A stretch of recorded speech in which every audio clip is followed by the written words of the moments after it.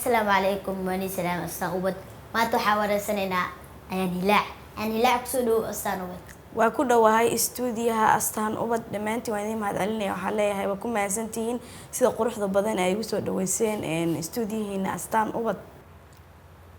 marka hore magacaaga iyo inta sano aad jirtay anigu magacayga waayaan xasan cali yuusuf ilaac waxaan jiraa 10 sano waa maasantahay magacayaan macnaha ayaan hilaac lagu bixiyay maxaa ka dambeeyo waa mahadsan tahay Maya aniga magaca ayaan hilaac macnaha ka dambeeyo waxa weeye awowgeena neestiisa ayaa leeyahay jiray marka hilaac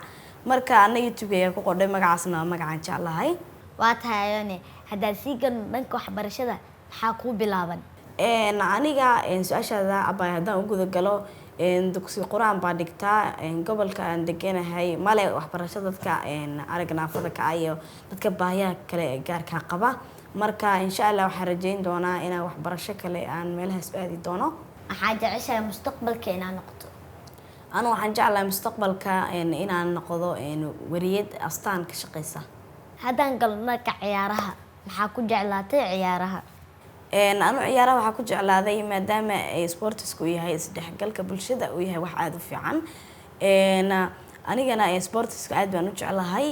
Arsenal iyo Barcelona waa taageeraa iyo Napoli maadaama xamar imaad degmooyinka ciyaaraha maxaa kaaga baxay haddaan abay su'aashaada u galo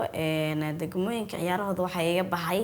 in degmada lagu magacaabo Dharkiinley oo furitaankii kulankii ka badisay degmada Balcad oo 3-0 uga badisay ay u gudbi karto finaal haddii ay dadaalaan marka anu waxaan saadaaliyay finaalka in isku imaan doonaan Dharkiinley iyo degmada Gubadley deegaanka aan dhahay haddaan ciyaaraha dib ugu noqono dal iyo dibid yaa taageertaa haddaan abay su'aashaada u guda galo anigu dalka gudihiisa waxaan ka taageeraa kooxda gaadiidka dibaddana Ingiriiska waxaan ka taageeraa Arsenal waa maasantahay abaayo maxaa jeceshahay cuntada inaa cunto haddaan abay su'aashaada u guda galo anu cuntada waxaan u jeclahay inaan cuno pizzada dharka kalarkee jeceshahay inaa xirto wow dharka waxaan jeclahay inaan xirto nooca pinkiga isku mid aan waxaan jeclahay dhanka pinkiga inaa xirto hadna waxaa soo gaarnay guntayga gabadhii barnaamijka abaayo maxaa ku talin lahayn caruurta anagoo kale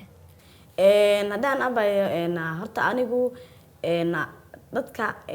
caruurta yar waxaan ku talin lahaa inay wax bartaan waalidkoodana adeecaan aniguna weligii maba aragba ilmo yar oo ilmo kale yar wareysanaya marka maalintii ugu horeysay waan ku faraxsanahay aragtidaada la kulankaaga iyo inaa maanta iswareysano mar koowaad mar labaad mar saddexaad kusoo dhawow astaan ubad